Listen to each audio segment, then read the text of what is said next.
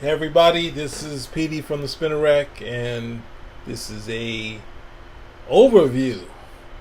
We're going back, everybody, to a favorite of many comic fans of Marvel of the '80s. But I guess it's more of a cult thing, and it has grown exponentially since it was originally published. But mainstay writer, was it the writer of Spider-Man, Roger Stern? From way back. He did. Wait, before we go, we're going to introduce us, Petey, right here. And we also have Calvin Ellis, ready to rock. Thanks for that. Yeah, I said we were ready to go, so we're ready to go. But anyway, so back in the '80s, Roger Stern did a two-parter, Spider-Man, Amazing Spider-Man 229 and 230, where Spider-Man meets and tries to fight the Juggernaut. And it's all in an attempt to save Madam Web. And this part is, as I was saying before, it's remembered well. I mean, at that time, Spider-Man might have lost its number one spot to the X-Men, or just about to lose it. But Spider-Man was a strong seller for a long time. It might have dipped at certain points because of the X-Men, but it keeps sort of coming back. And this one is a fondly remembered story. So in this story, as we go a quick overview, Madam Web has a bad dream of everything that's going to happen in this two-parter. She's got this dream, and Peter Parker is going about his mundane life and gets a call from Madam Web. Now, I'm going to start this and say I was totally not with Madam Web. It just looked like Aunt May acting like she was connected to Spider-Man. They drew her too close to how Aunt May looked, so it was kind of weird. I think it's still Aunt May. I couldn't get that out of my head as a kid, so I never really connected with that. But she calls. She already knows that Peter Parker's Spider-Man, and she asks for his help. That he can only person that can help help her at this time, and next, we cut to see there's obviously some Daily Bugle scene. We get to see some mainstay Glory Grant, Betty Brant, and then we start to see the Black Tom Cassidy and the Juggernaut. Now, I'm not sure why Black Tom Cassidy isn't going with the Juggernaut, but he's not necessarily needed when the Juggernaut's around. So the Juggernaut is on this mission alone, and he shows you how cool he is. He jumps off a boat, walks under the sea.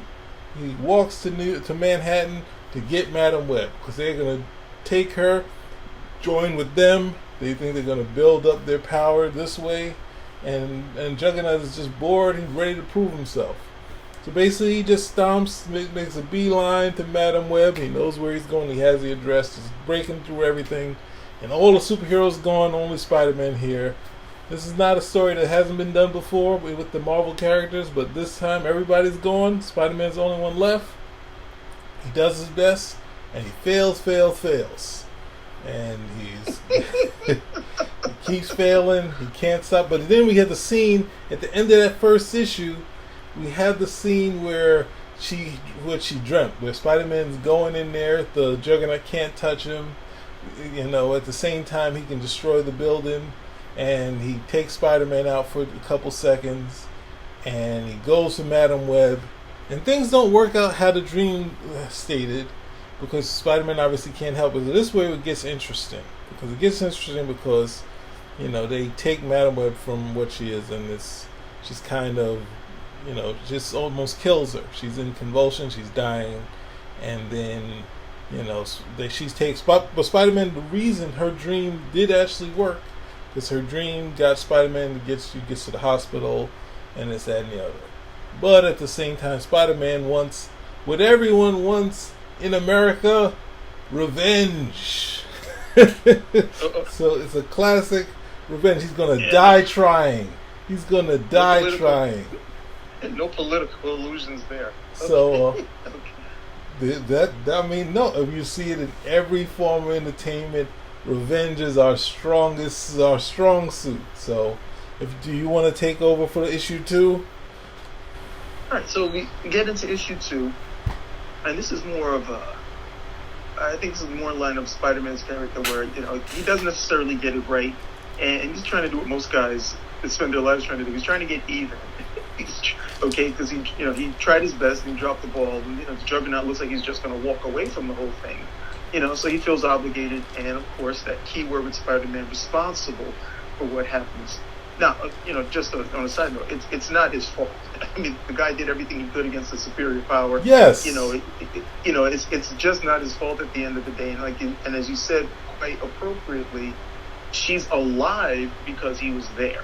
Yes. So that's something that should be taken into account. And then we get, it's almost like I forget the terminology for it, but it's Spider-Man doing his best to try to stop the Juggernaut, which of course he can't do. Yes. So we see like literally one play after another, and some of the stuff, to be quite honest, is pretty interesting. Where I think he's going to attack him from afar, where he puts a girder and then webs like a slingshot type of just like a little webbing slingshot, and he shoots the girder. That doesn't work. He tries something else. That doesn't work.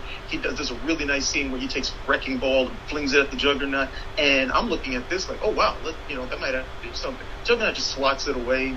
And, it doesn't matter what Spider-Man throws at him. Juggernaut keeps coming. Finally, he rams him with an oil tank. Just rams him with an oil tanker. And at this point, he's out of web fluid. So he can't even swing away. He has to jump away. And the panel on that is actually very good. It was illustrated very good by John Romita Jr., where you see him do one jump, and then the next one is getting higher. But, he really needs to be able to swing away. And that doesn't work. Even where Black Tom Cassidy is looking from he's looking from, the East River, mm-hmm. and, he sees the explosion. He's like, man, I didn't think anything short of an atomic bomb, could, be that big, which of course is for us, the reader, to say, look, this is serious. This is a really big explosion at the end of the day, and that doesn't work. Nothing that he throws at the Juggernaut is going to work, and we already knew this. And then finally, I guess his last act of desperation, the Juggernaut's coming after him as well. He's like, I've had enough of you. I'm going to take you out, because obviously the only thing that's going to stop you from annoying me is me killing you. So I'm going to kill you. So Spider-Man ends up jumping on top of him and trying to take off his helmet. And this is something that had been effective against the Juggernaut earlier, but this was usually for a mental attack. But who knows? Maybe if he had gotten it off, he would have webbed his head, and who knows what the heck would have happened. But he doesn't. The Juggernaut, sneers at him. Ha! Other guys have been trying to do this for too long, so I welded it on shut. Good luck, Spidey. So Spider-Man can't do that. So and just literally desperation, he just covers his eyes so he can't see where he's going. He just covers his eyes so he can't see where he's going. And the Juggernaut, just like in complete frustration with the annoyance of Spider-Man, starts beating on him. He's not, he doesn't try to just scrape him off. He just starts throwing these mini punches at him, which are still coming from the Juggernaut. And then we have the, we have the thought bubbles, which I missed. But we have the thought bubbles of Spider-Man telling us how much it hurts and it's so painful, but he's got to hold on. He's just holding on. And of course, again, this is Spider-Man's, desperation at this point, because he's got nothing else. Okay, he's got no plan after this. And just as chance or serendipity would have it, the Juggernaut walks into a recently laid cement foundation. So this is almost like quicksand for him. He can't get out of it. He can't walk out of it. He's going to have to sink down to the bottom and then do whatever he's going to do there. So effectively, Spider-Man has stopped the Juggernaut. Now, of course, this is only temporary, but the whole idea is, at least in the thinking of Spidey, look, when you come back up, there are going to be people waiting for you, okay? And then you're going to get justice. You're not just going to be able to walk away. However, the Juggernaut never resurfaces. Now, Juggernaut tells us as he's thinking, he doesn't need to breathe. He doesn't need to eat. He'll get to the bottom. He'll just get back out. That's going to be the end of it. But the Juggernaut never resurfaces. And we end with, the police waiting for him to come back up, even though he's not showing. And Black Tom Cassidy actually being a little bit worried, saying, well, shouldn't he have been back up by now? That, nothing can stop you with an ellipsis, right? Question mark. And that ends our story. Now, this period for me is rougher because I guess, what was I? I guess I was 11 or so, and I was getting heavy into comic books. Spider-Man is neck and neck with my X-Men, and at this point I think when Denny O'Neil took over the book, then later Roger Stern, they stopped having it that Spider-Man could fight characters like the Rocket Racer, and they were like, let's go have him fight other tough characters in the Marvel universe, not the lightweights, the heavyweights, because he's our popular character. I'm not saying it was something that I saw some memo or something like that. This is just what they did. She fought the Super Apes, somehow fought, went a couple rounds with the Submariner, and then we get to this story, which Roger Stern wrote, and I was just like, okay, but I got to a point where it's like, well, I know he's gonna win now, because I've seen how this stuff goes. I was gonna be close to show you how tough he is, and then later I found out that Roger Stern, as a kid, was upset and saying, Spider-Man's tougher than that. He's tougher than these guys. He can't get beat up by a fat kingpin. So you see in some of the stories he was writing that he's showing you how tough Spider-Man can be, and the villains reacting to him saying that this guy is tough, which I don't need. All I need Spider-Man to be is strong enough to spin webs and swing through the city, because that obviously would break a normal man's arms, whole body and back. So you need to have the strength to do that, and to leap around. Obviously, to leap up to the couple, maybe like to the third floor of a building, something like that. But at this point, when he gets to, I think I saw this story after the fact. The other aspect is when you said, with great power, comes great responsibility. The destruction that Spider-Man of buildings and stuff, that I think he's more destructive than the Thing. And the thing gets mad and he starts destroying things. Spider-Man is like, alright, I'm in this site where the building's going to be taken down. Oh, I'm right next to the site this building being put up. Oh, I got this oil tanker. Let me just blow this thing up. It's like, yeah, I get it. It's supposed to be a clear area, but it's like, Lord, man, just say this. Just put a spider tracer on him or follow him, and lead. Then next thing you know, call for help. Like why do you have to do it? They'll be back. There's no help. The help will be back next. The Fantastic Four will be back in town, like in a week. By the time you can put the spider tracer on him. If he goes through the East River like he did before, that spider tracer's fried. So forget about that. He doesn't need to. He's going to turn up at some point.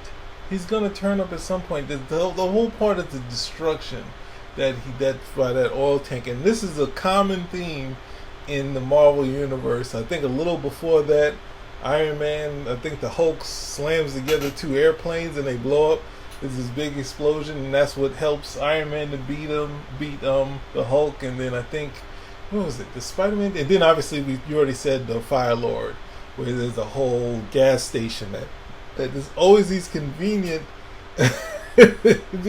things that just blow up in New York City. Gas stations are supposed to be convenient.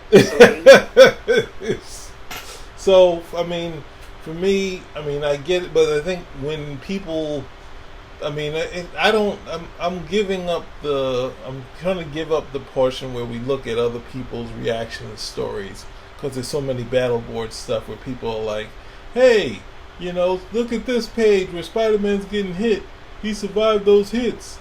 He's got to be tough. Like he's you can't. The battle board stuff.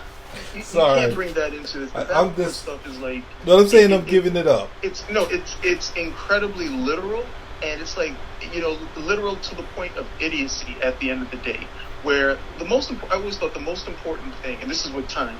I wasn't initially there, but the most important thing with any of these fights is why this fight is taking place. Okay, that's the most important thing. So if you've got Spider-Man fighting the Juggernaut, why is this fight taking place? And the real deeper meaning of it, again, is to remind us of who Spider-Man is as a character. He's the everyman. He's this guy who is, for all intents and purposes, a normal guy who gets thrust into these extraordinary situations and reacts the way a normal person would for the most part.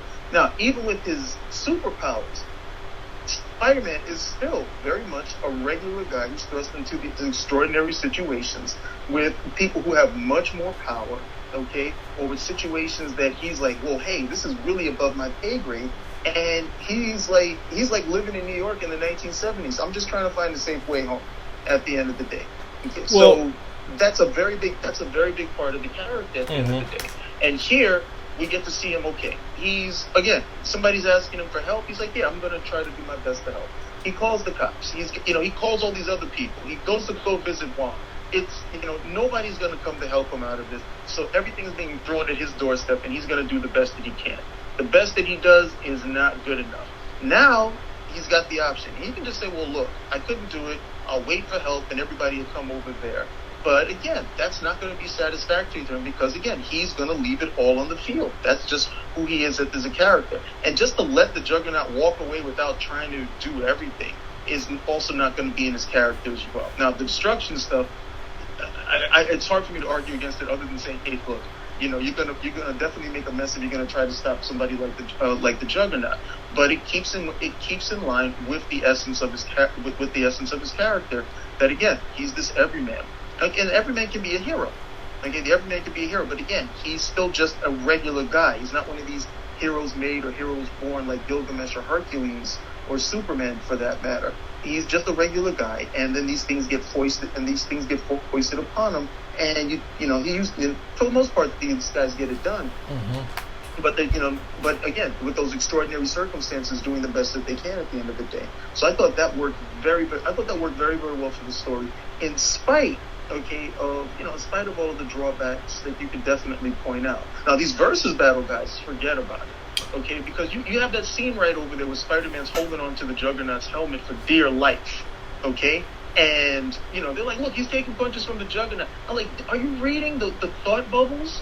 Okay, are you reading the thought bubbles or anything of this nature where he's saying, look, it hurts, okay, that he's desperately holding on, that he's pretty much at the end of his rope? I was like, you guys want him to get hit by it's almost like you guys want him to be hit by the Juggernaut and die, so you can be reminded that the Juggernaut is that much more powerful. He's lucking out at this point. The Juggernaut just considers him annoyance, okay? He's beating him down slowly, whatever it needs for you to factor in that, no, he's not so tough he can take a punch from the Juggernaut, okay? The Juggernaut is slowly killing him. That's what you need to understand in that situation. But, again, these guys it's like, what is it? They have this term, like an idiot savant. These guys are like the idiot literal at the end of the day, where they literally just it's just a frustrating scene. Those guys are on a totally different wavelength. Well, the other thing that I would bring up is that I think before, everything pre-issue, I think it's 20, where there's a lot of times where Peter Parker as Spider-Man thinks his way out of a problem, where he gets beat up by Vulture or Dr. Octopus, and thinks his way out of out of a problem. And then the same with, obviously the thing is that there's the Juggernaut has basically no brains, but he keeps coming into these fights where outside of the X-Men, where you can take out the helmet and shut him down mentally. I think that one thing is trying to figure. I think the up it just a little bit, if he could think of a way for him to stop him, using his head and using him being an idiot. That sort of thing would have been a little bit better for me, rather than just covering his eyes. And luckily he was walking in that way. Maybe if he was bouncing around and then what's name goes in there. There's any ways you could do it, but ultimately this is a well-regarded story. People love it. I think in reading it, some of the things that I did, what I felt was weird was him being able to take pictures with his costume on, and you could still see something, even though it's like a little bit blurry. And I was like saying, I need him to explain that a little more. But otherwise, it was good to see him. I can explain. If he didn't get those pictures, he was going to be out of a job. Lance Bannon was taking all the heat. Yeah. I was looking at that. I was like, man, the name sounds familiar, but I cannot remember anything about Lance Bannon other than the fact that he didn't want to deal with his pregnant girlfriend. he was just like a real slug at the end of the day. But those are always one of those things you're supposed to get in Spider-Man. Like you get a little bit of luck at the end of the day. He catches, and again, that's the everyman. If every once in a while you just catch a break. That's pretty much pretty much the way that it goes. You'll get all this bad luck and nothing seems to be going your way, and woe is me. And then out of nowhere, you find a quarter in the street or something, and you catch a little bit of a break, as he did right there. But again, for me, that's who the quintessential. He's Spider-Man, along with. I mean, it's not a lot of superheroes that are archetypical, and Spider-Man is one of the few. Along with Superman, he's one of the few archetypical characters, and he goes and he plays very well into that in this particular story. So it works. It works overall. The biggest drawback, or the biggest problem I had, was the ending, where I was like, okay, you got that portion, you stopped him. I mean, how long could it actually take for him to sink, 40 stories? There were, if that's how deep they dug, and once he gets there, what's the situation? And I thought that they played that out to try to give Spidey a quote unquote win, quote unquote win for the story along those lines. And I don't know if that was ever followed up exactly what happened, or why the Juggernaut just didn't come back up at the end of the day. That's the only part of the story that I could take to task. But then again, even for me, I thought everything else was executed so well that it becomes like a real minor thing at the end of the day, because it's like the Daredevil Submariner fight, which I also think is a very good fight in the same vein of what we're seeing here, where it's either one of the two things. It's the idea of Daredevil fighting the Submariner is to show this guy who's not going to back down in spite of insurmountable odds. And again, I say insurmountable, meaning he knows he can't win this, but he's still not going to back away. He's not going to back away from it.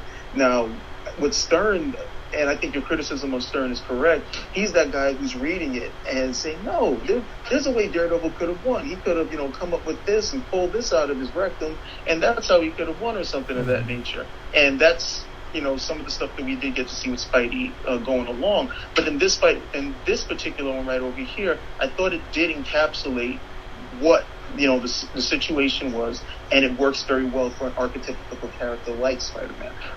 What was it? There's the first time, which never to be repeated again, when he first meets the Hulk. He can't hurt the Hulk. He's hurt his hand on the Hulk. He gets the Hulk to almost try to kill him, and he dodges it because he acts like he's hurt. And then once the Hulk makes an opening where he wanted him to hit, he hides in the water. Classic. And then, of course, and that's the same thing happened with Daredevil, because there's a lot of the fights where Daredevil and Submariner trading blows, which makes no sense. Later on, Spider-Man has a point where he's able to stagger, quote in quotes, the Hulk, even though the Hulk's on the floor, and it's just like, yeah, I should have known. I should have known Stan was going to do this at some point. But then, of course, he's a different artist, different co-plotter, so this is what happened. Spider-Man is this character. I think I didn't come back to the character till around. I mean, I did read once he had a new costume, and it was kind of Ditko-esque, but then he started getting more powerful in that story. And then I came back when Todd McFarlane was drawing it, and Todd McFarlane was the one who liked to show Spider-Man in the next to being killed every issue. So it was a lot of fun seeing that, him always being in danger and finding a way out. And then I think up until who's that guy? Mark Bagley started doing it. He started getting tougher again. So it's something that just routinely happens, that his powers. And I always, as a kid, I said is the and I said it late as a kid because I wasn't that smart. I said the laws of physics work for him. Whereas everyone else in their own comic, they have to deal with the laws of physics. When he's in there, if he takes a punch, if he punches you, it affects you worse. And it's just like, his real powers is that he controls physics. It all works in his favor. So, but that's how crabby I was. So, but I don't know, because it doesn't work long period with guys who are proponents of the character, to see that character lose, or time and time again, or to be put in situations where they can't win. And the whole idea is, well, you won the moral victory. That only goes so far. So I can understand where guys are kind of like, no, and, there must be this and there must be that. And, a lot of characters get power creep because, the Spider-Man that I came up with, he maxed out at 10 tons, which I thought was perfect for, his character. Now they're talking about, well, in times of stress, Spider-Man might be able to lift up to 100 tons. And I'm like, what do you mean in times of stress? He's not the Hulk. Well, no, it's something. The more stressed I get, the stronger I get. It's like, no. Yeah. It's supposed to be, the whole idea is that you go back to, what was that issue? The Ditko issue where he's lifting that machine off his back? Oh. That only works. See, that type right over there only works, okay, if you know that he's a 10-tonner. And in this sequence right over here, he's giving it everything. And because of that, he's getting just enough of what he needs so he can get out, just so he can get out of there. That works for that character. Again, this is a character who's a regular guy who's thrown into extraordinary circumstances, and even if he has great abilities, these circumstances are beyond those abilities. Now, that works very well for Spider-Man. And Spider-Man has such a great power set between the agility and, the strength, the spider sense, all of that stuff, the being able to stick to walls. You can play around with that to the point it makes him such a versatile character that even with these guys who are, for the most part, they're just stronger. Okay, they're stronger than him, or, you have flight, or the tentacles with Octopus. But because of, the versatility of his own abilities, it allows him to compete, not necessarily surpass, but to compete with these guys, okay, and pull out the win. But it's when readers, well, I want him to beat the Hulk. I want him to beat this, and I want him to beat the Phoenix Force. That's where it starts to get off the beaten trail. And I would invite them, again, read this story again and understand what it feels like to read a Spider-Man story, okay, an archetypical Spider-Man story that shows, his archetypical nature, and enjoy that, because then a lot of time just becomes, I just want to see him win. And you can't feed that beast, unfortunately, because these fights are supposed to be, the main question is supposed to be answered is why? Why is this happening?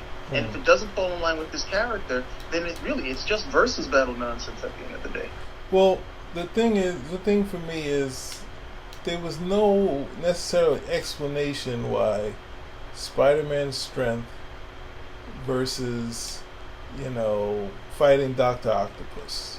There was no explanation for why they would duke it out. Spider-Man wouldn't just be able to hit him with one blow and that sort of thing, or the Kingpin, even the Vulture. Later on they had to make him younger, but it's like there's all these cool villains that everybody overthinks when they got to the 80s, and they're like, well, Spider-Man would kill the Kingpin. Then you get to the 2000s. If Dr. Octopus really fought Spider-Man, he'd have these mental issues. He'd basically be, the concussion factor. He'd be like an invalid now, and that's what I'm watching for. That's a big cheat, because you just want him to win all the time. That's all it is. And if he loses, or if this guy presses him, I remember there was one where he fought Dr. Octopus, and he beat him down to the point. I said, okay, I would never believe that this guy could challenge Spider-Man again, ever. That's what at the end of the day. And I said, okay, that's fine. If you're pushing this character off to the side, that's fine. But if you saw Spider-Man 2, I think you got a good idea of what it was that Dr. Octopus brought to the table and why he was literally such a challenge for Spider-Man, because of those tentacles that were strong, fast, they could reach. They really put him through his paces at the end of the day. But when those other guys are coming up with those reasons, they're not trying to say, okay, well, fine, we can improve the storytelling. It's no, this is why he should win. And we already know what the situation is. Look, the superhero story is about what? Good versus evil. There is at no point do we ever believe evil is going to win. Good is always going to triumph against evil. That's the way the universe works. So you don't have to worry about that type of stuff. But they wanted to, the wins that they're looking for are these, decisive wins, these clear, flat-out wins with the character who's supposed to be an everyman character. It doesn't work like that for him. It's never worked like that for him, even from his first appearance and his first story. So once you start getting over there, that's when you start to undermine. That's when you start to undermine the character, and that also means that the stories are going to become, less potent at the end of the day, because you're taking him away from what makes him such a great character, and that is going to, first you create the character, and then the stories come. It's not the other way. I've got these great stories. Let me put a character. No, the character comes first, and then we're off to the races at that. We're off to the races at that point. And a lot of them just it's sad because they just want him to win. That's it. Doesn't matter how. And literally, if you had something where Spider-Man punched a hole in the heart of the Beyonder, these guys wouldn't care. They wouldn't care. They'd be like, yeah, sure. Well, how was he able to punch the hole in the heart of the Beyonder? Well, he's got the proportionate strength of a spider, and he's still growing. He's 30-something years old. How much more growing does he have to do? The still growing the Spider-Man in their part is criminal. Yeah. The still growing is... The Spider... No, as a teenager... me as a teenager and as him as a teenager, I was willing to accept that. I understand that you are going to get stronger up to a certain point. Even as a teenage male, you still have some developing to do. As a 30-something old year man, no, he's done with all of his growing. That's pretty much done at the end of the day. But again, it's just to illustrate that these guys do not care about the quality of his character or the quality of the story. Just give me the win. It's like watching. Like you ever watch one of these horrible basketball games and one of the teams wins literally because of some freak happenstance, like the ball bounces off the ball bounces like off the rim or it gets stuck, and because it gets stuck, like time runs out and these guys are like, oh, that's not a real, like, well, a win is a win at the end of the day. That's what these guys are after. They don't care if it looks horrible at the end of the day or if it undermines the character. Just give me the win. And the stories were never about winning. Per se. Yeah. So, we've covered as much as you can cover about this one. And check it out and give us your thoughts. Like, comment, and attack if you have to. We'll attack back, but it's okay to attack. Damn.